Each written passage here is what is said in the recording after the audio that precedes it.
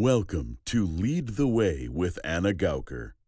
Your guide, Anna Gauker, is on a quest of her own to find effective ways of creating change and inclusion in our communities. You have come to the right place if you believe in truth, justice, and coffee. Thanks for joining us. This is Lead the Way, and I am Anna Gauker.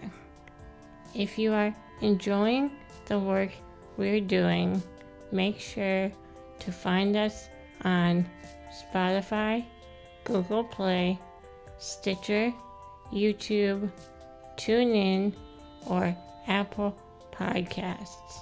Rate and subscribe so that you don't miss an episode. With every interview, we approach it with a specific intention of what we need to learn about innovative leadership styles. In this episode, we will be sharing a conversation that I had with Lieutenant Governor of Wisconsin, Mandela Barnes. We wanted to learn how this talented politician went from Milwaukee's poorest neighborhood and the nation's most incarcerated zip code to the second highest office in the state. Take a listen.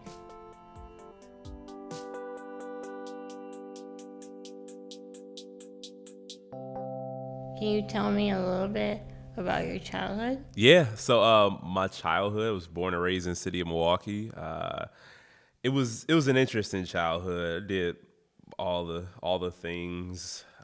Played a lot of sports, t-ball, baseball, soccer. I think soccer is the sport that I played the longest, actually. And then I got a little older and started playing football. But now that I'm older, I wish I'd have stayed with soccer. Would rather play soccer than football, just because probably would have been in better shape. Could still play soccer now. I can't just go on a football field these days. Right. Little kids are too fast, too strong.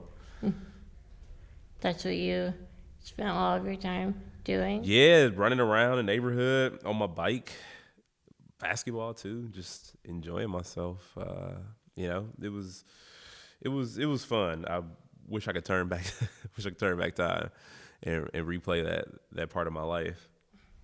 Was it the team sports that got you into kind of a leadership role? I would say partially. My senior year in football, I became one of the team captains. But also in high school, I was a part of an organization called Top Teens of America. And that is a community service-based organization for teenagers in the city of Milwaukee. And it was my involvement in that group. I became president my last year in the organization. And I felt like I think that was probably the real moment. How did you get involved in that? Yeah, got involved in my mom. My mom told me I was going to do it, so I had to do it. Okay. Yes, short answer. That's how it goes. Yeah.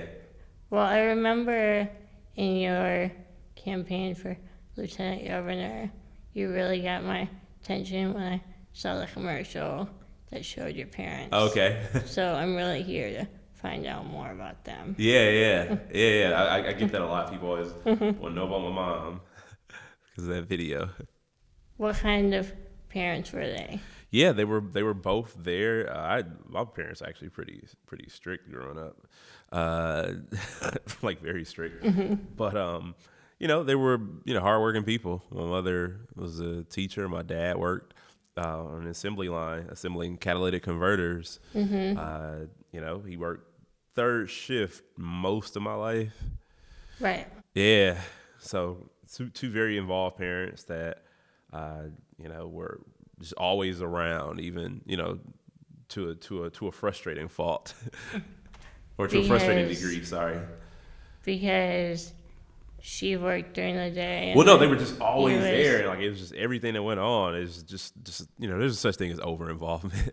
My parents are over involved. Until their son's lieutenant governor. Yeah. And then they tell you they had it right all along. This is debatable.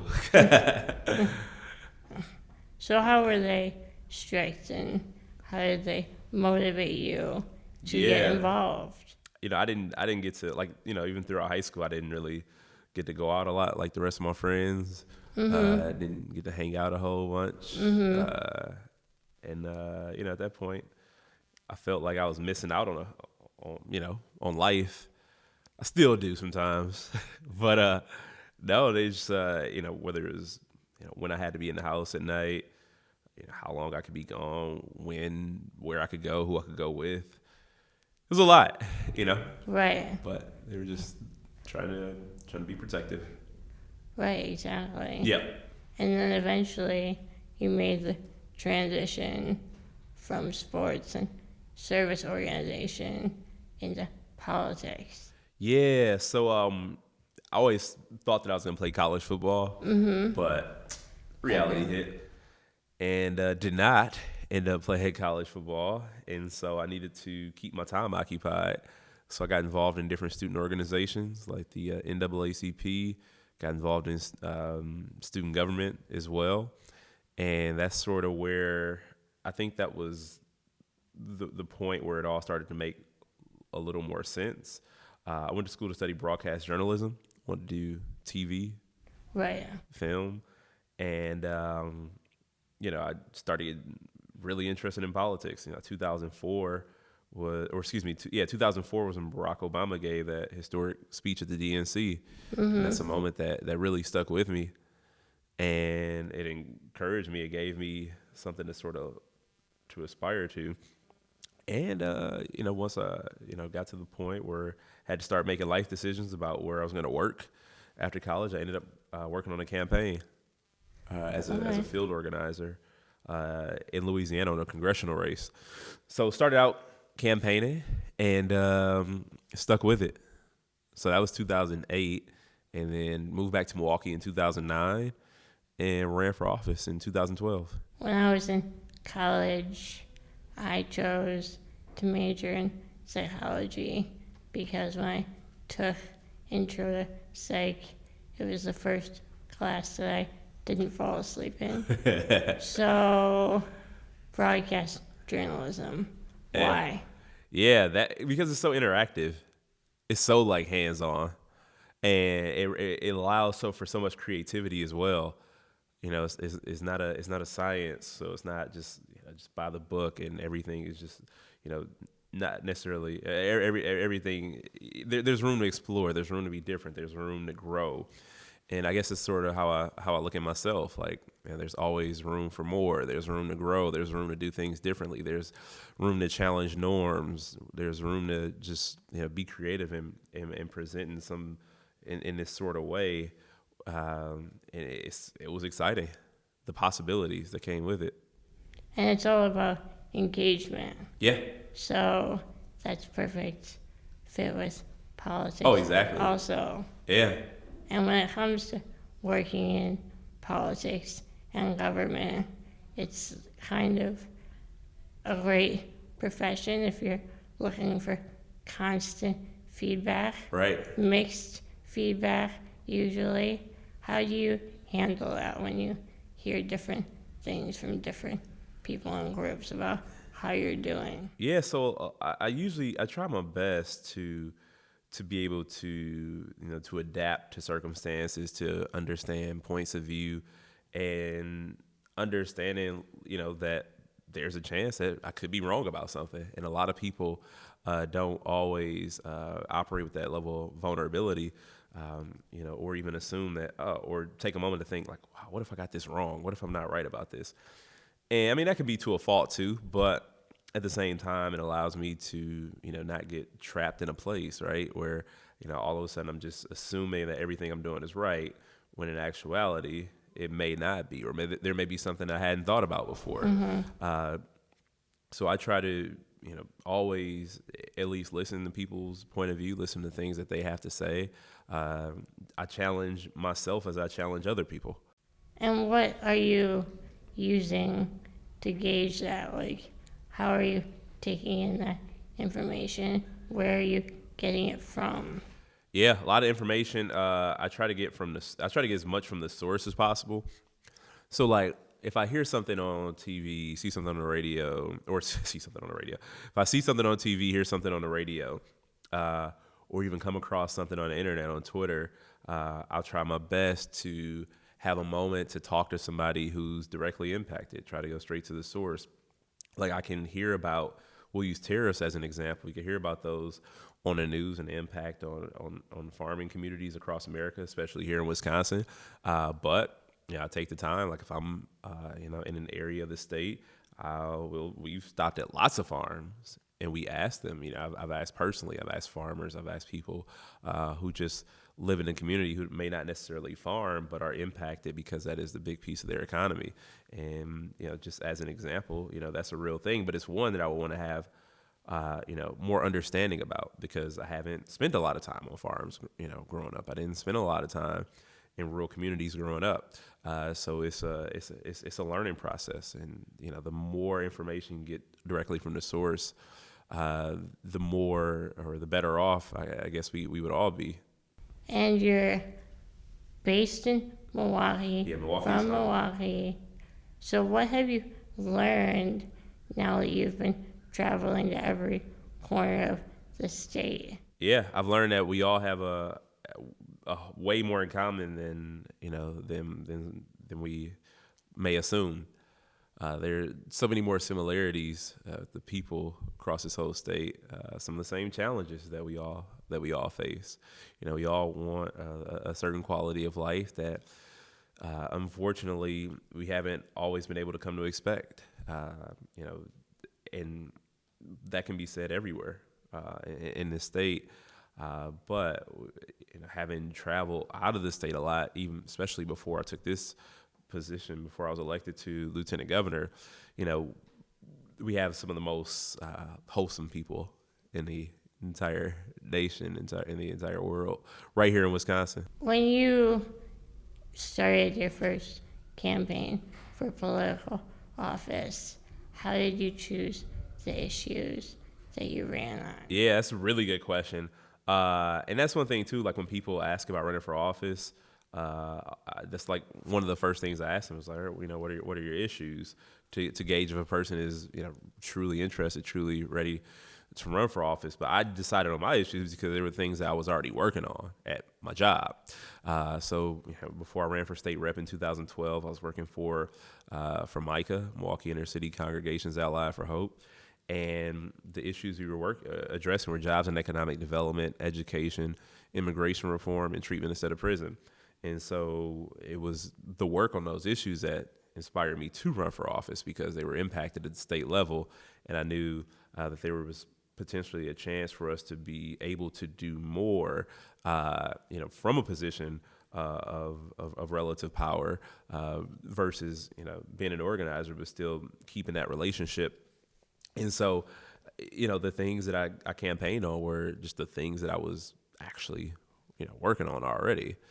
So it wasn't, too tough, or it's not like I had to, reach in the sky and try to figure out what were the hot issues at the moment. I was able to just talk about the work that I was already doing.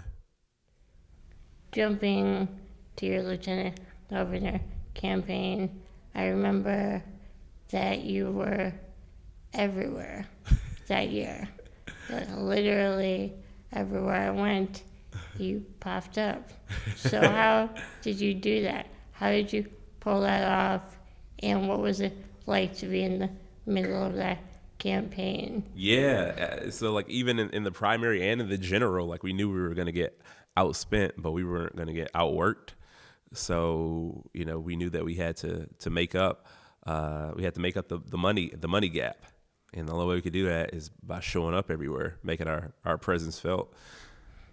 But you can't be everywhere at the same time. Can't be everywhere at the same time. So how did you make those choices? Yeah, you kind of gotta. Some of it is a proximity conversation. It's like what's realistic? What can I realistically make it to? How can we get the most out of the short time that we have? So if there's like, say, there's an event in one part of the state, however, there may be 3 events in another part of the state that I could actually make all 3. You kind of got to weigh it and do all 3. But at the same time, you don't want the other part of the state to feel left out, feel like you've neglected that part. So you try to make that up later and get somewhere else. So I try to, like, always, if we go somewhere, especially during the campaign, I would try to, make sure we can get as many places as possible, get in front of as many people as possible. Well, you did it. Yeah. You did that. That's for sure. And right now, we are in the middle of global environmental strikes that are happening, largely driven by youth. Yep. What would you say Wisconsin is doing right with the environment, and what can we be doing to improve? Yeah, so there was Wisconsin used to be a national, if not global, leader in making sure that I would say in renewable energy specifically, and environmental stewardship. We have a rich, proud heritage, or rich, proud tradition in our state, and heritage in our state around environmental stewardship, beginning with our indigenous communities that populate this area first. And I guess over the last 8 years, a lot of that has gone backwards. We used to be in the top 20% of states, I want to say, in the top 10 states for renewable energy. And over the last 8 years, we were absolutely stagnant. There was no growth. There were times we even rolled back. And that's a very scary thing when you look at the climate crisis that we're in. And, ironically, today kicks off Clean Energy Week across the country. And here in Wisconsin, some of the things that we are changing, I guess the good thing that we're doing is that we're changing, understanding the mistakes that were made. We were a state that, the previous governor decided that the words climate change should not exist on state websites, which total shame, right? But now, we are doing more. We're hiring more scientists in the Department of Natural Resources. We have now, we kicked off and got our new Office of Clean Energy and Sustainability off the ground. That is going to lead our efforts to combat climate change and to advance renewable energy options here in the state of Wisconsin. And the governor also declared it the year of clean drinking water. So we are taking these challenges head on, and we have to do double time now because we're making up for 8 years of lost time. Hiring more scientists, what does that mean for how things are going to be changing as we see? That means we're going to be making evidence-based decisions. The Department of Natural Resources, you look at some of the permitting that was allowed over the previous 8 years. The agency that is designated to protect our natural resources, to keep up Wisconsin's environmental stewardship and natural heritage, and they sort of became a rubber stamp for large companies, and things that people were able to get away with, they should have never been able to get away with. And it's a scary thought, because that's sort of what makes us who we are. People come to visit Wisconsin, people travel here. We're a big tourism state, and to see all of that sort of go to waste over very short-sighted decision making, for profit, is a very scary thought. What's one of your other major focuses? Yeah, it'd been education for a long time, and criminal justice reform as well. Those are two really big issues. And you're also in favor of abolishing solitary confinement? Yeah, that was one of the big campaigns we were a part of as an organizer, because at least reforming the way that solitary confinement happens. I mean, honestly, the studies show, the data shows that it makes bad situations even worse when you use solitary confinement. It's an archaic way to go about administering quote unquote justice to an individual. There are way more effective means that are certainly more humane as well.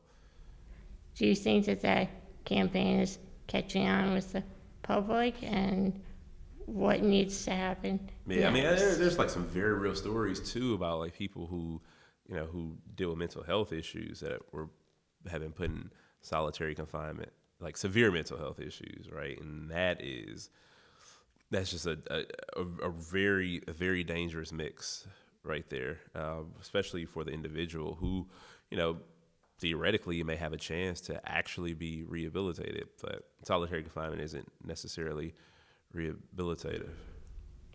Exactly. Yeah. And in order to accomplish any of these goals, you need partners and allies. Yep.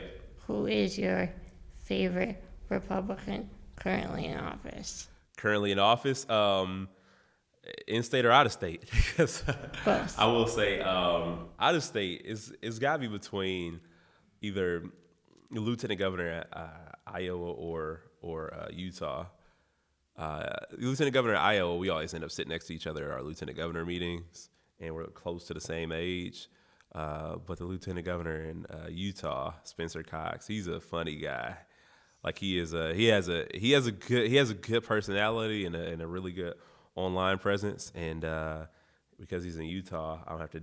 I can openly say that because I'll have to deal with anything. It's not like we're ever going to run against each other for office, so I could gladly say that. He stays out of the fray a lot too. He's got good Twitter presence. Here, I don't know who's my favorite one here. There are a couple. I mean, I get along really well with Paul Decker, who's Waukesha County Board Chair. He's a nice guy. He is a nice guy. We disagree on a lot, but we can have good disagreements. We've been on the radio once or twice together. Very cool. And how is that relationship helping your issues move forward? It gives me a chance to hear a different perspective, right? And it's like Paul Decker and I are never gonna like have an outright debate about advancing a policy because it's just different levels of government. But I can get his perspective on different things. We still follow each other on Twitter, so I hear some of the things that he's talking about as an example, and it sort of helps me to be able to frame the way I discuss certain issues that Republicans in the legislature wouldn't agree with. Very cool. Thank you to Lieutenant Governor Mandela Barnes. You can find us on Facebook at Lead the Way Podcast to follow all updates for future episode content.